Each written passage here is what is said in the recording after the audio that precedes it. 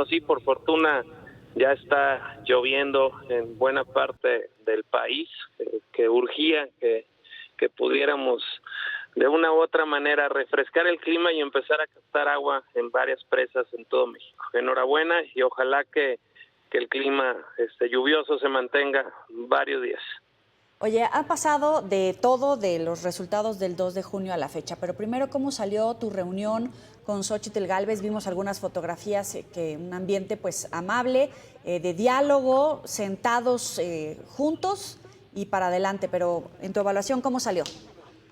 Pues bastante bien, una reunión en donde platicamos respecto del proceso, de los resultados, de ciertas particularidades del mismo, de temas que claramente pudieron ser mejor y que leímos hasta pasado el proceso electoral, pero en el mejor de los ambientes y además con todo el compromiso de buscar cerrar filas para evitar una indebida sobrerepresentación en la Cámara de Diputados. Lo que nosotros queremos es que esto se apegue realmente a lo que fue el voto de la sociedad. Si sacaron, el 59%, bueno, pues que tengan ese porcentaje en la Cámara de Diputados, pero no más de eso. Dicho de otra forma, que no tengan mayoría calificada para destruir los equilibrios, los contrapesos que tanto se requieren en México, porque el poder absoluto daña absolutamente a nuestro país, y de esa forma que se abra diálogo para realmente enfocarnos a resolver los gravísimos problemas de inseguridad, del desabasto médico que hay en todo el país, y también del necesario impulso a la generación de oportunidades de trabajo, porque la única forma de que la gente salga adelante, que supere la pobreza y lo haga de manera digna, es con fuentes de empleo, y estas pues hay que generarlas con inversión, con desarrollo, con certidumbre jurídica y política. Tú ves lo que pasó recientemente con la bolsa, cómo se movió después de la elección, ahora con los anuncios de algunos posibles nombramientos del gabinete, que yo creo que es la primer oleada de pues, que al menos gente que se le conoce como preparados académicamente, serios, y eso también dio cierta estabilidad en los mercados. Y es lo que requiere México, darnos certidumbre para que la gente invierta, para que haya trabajo y entonces podamos realmente superar los problemas del país. ¿Y qué sigue para el PAN frente a la agenda que empieza efectivamente por la reforma al Poder Judicial? ¿Qué sigue para ti y qué sigue, por supuesto, para la alianza?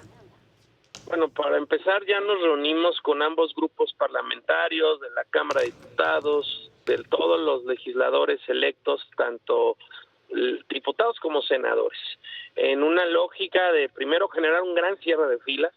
Vamos a empezar, aún que no inicie la legislatura, ya con un proceso de entendimiento de estas reformas que se están impulsando desde el Ejecutivo Federal, que es la judicial.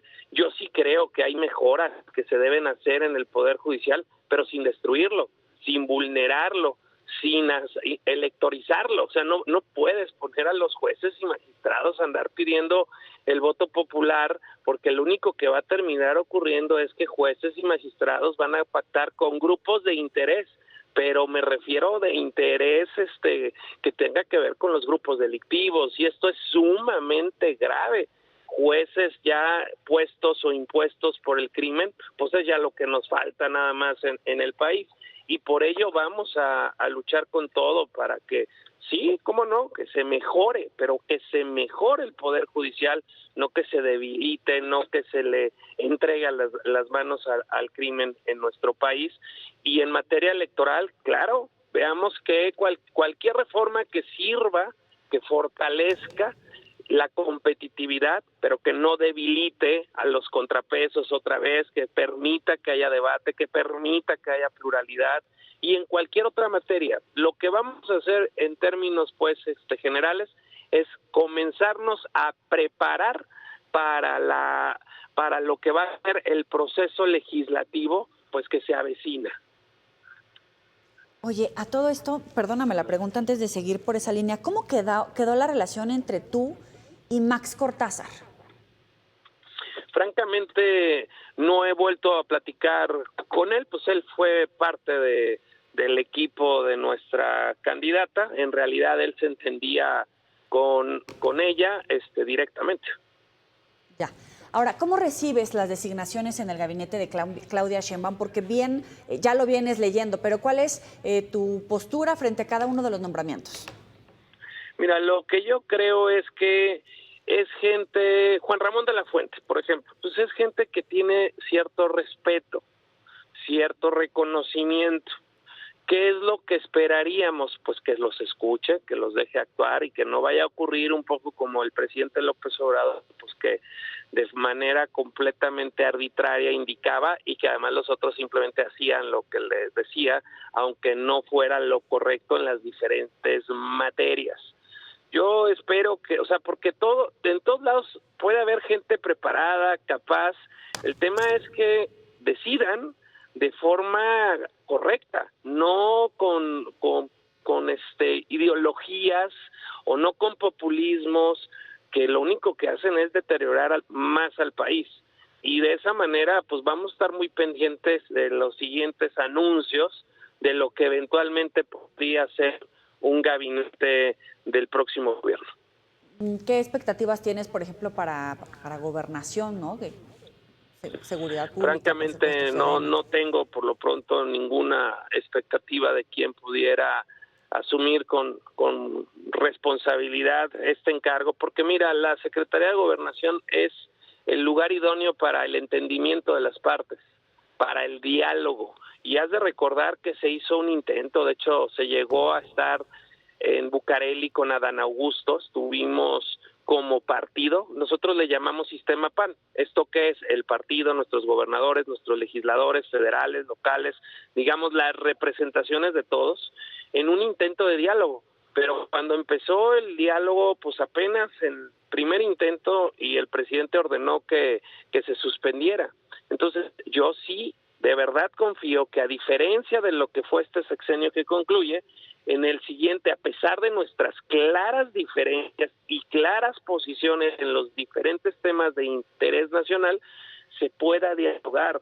El diálogo es sano, es correcto, puede haber puntos de encuentro, puede haber puntos de coincidencia, defendiendo cada quien sus visiones, con toda la pasión y con todo el compromiso, pero lo que no podemos es negarnos simplemente a la posibilidad de dialogar e intentar construir a la luz del día y a la vista de todos.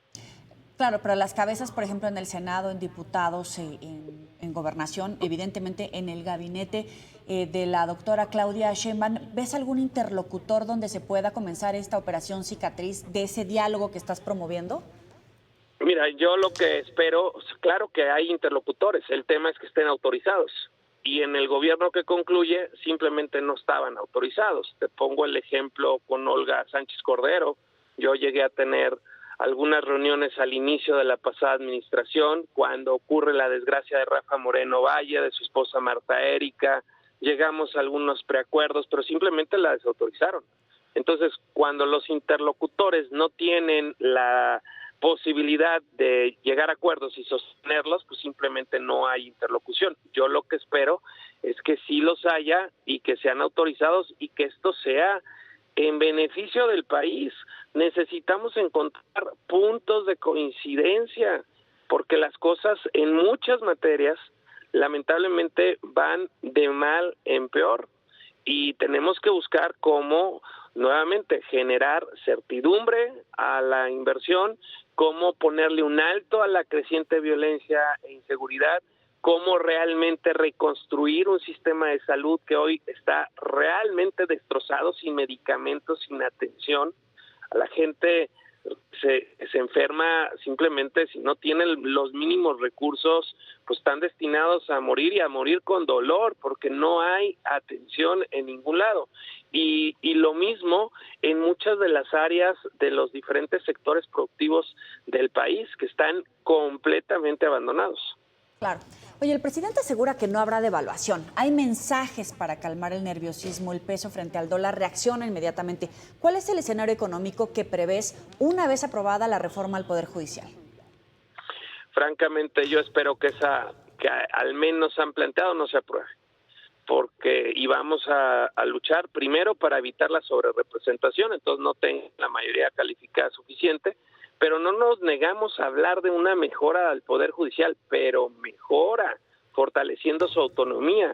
Y también lo que nosotros pedimos por adelantado es que se profesionalice los ministerios públicos, porque los delincuentes salen porque los expedientes están muy mal hechos, porque no se están poniendo las pruebas suficientes, concluyentes, para que los jueces puedan dictar la prisión y sentencia a los diferentes grupos delictivos. De nada sirve que agarren en flagrancia a X o Y si no logran tener averiguaciones previas lo suficientemente sólidas. Y esto no le corresponde a los jueces ni al Poder Judicial, esto le corresponde al Poder Ejecutivo a través de las Fiscalías General de la República, Fiscalías de los estados, que si bien son autónomas, pero finalmente se proponen desde el Ejecutivo y tienen que hacerse profesionales, que den realmente buenos resultados.